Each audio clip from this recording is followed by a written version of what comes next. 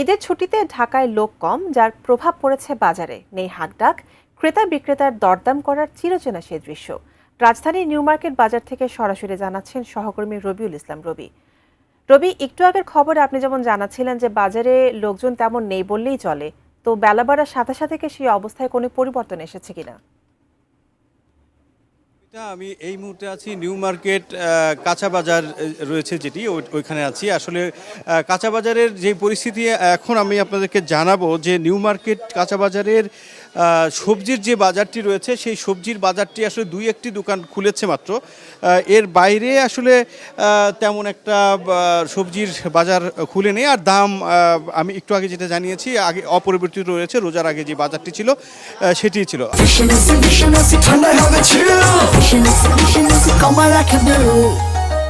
New মার্কেটে যে মাছের যে বাজারটি রয়েছে সেই মাছের বাজার নিয়েই আসলে আমি কিছুটা জানাতে চাই। যেমন আমাদের চিংড়ি এখানে রয়েছে, বিভিন্ন ধরনের চিংড়ি।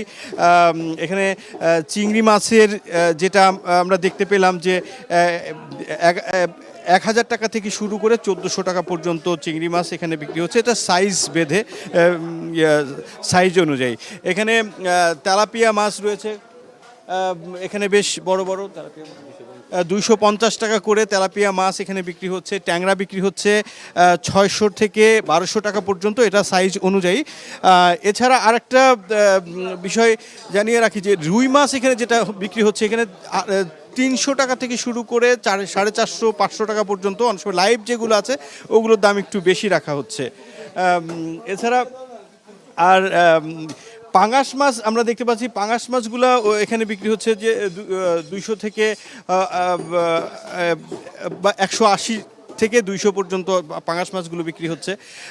আর এখানে যে গোস্তের দোকান আমরা দেখতে পাচ্ছি, যে মাংসের দোকান, এখানে ছাগলের মাংস অর্থাৎ খাসির মাংস বা ছাগলের মাংস এখানে বিক্রি হলেও গরুর গোস্তের দোকানগুলো এখনও কিন্তু খোলেনি। তো খাসির যে মাংস এখানে রয়েছে, তো ছাগলের আসলে যেই দোকানগুলো রয়েছে সেগুলো দুই একটি দোকান আমরা দেখতে পেয়েছি, কিন্তু বাকি দোকানগুলো খোলা হয়নি। তবে তারা দাম ওইভাবে করে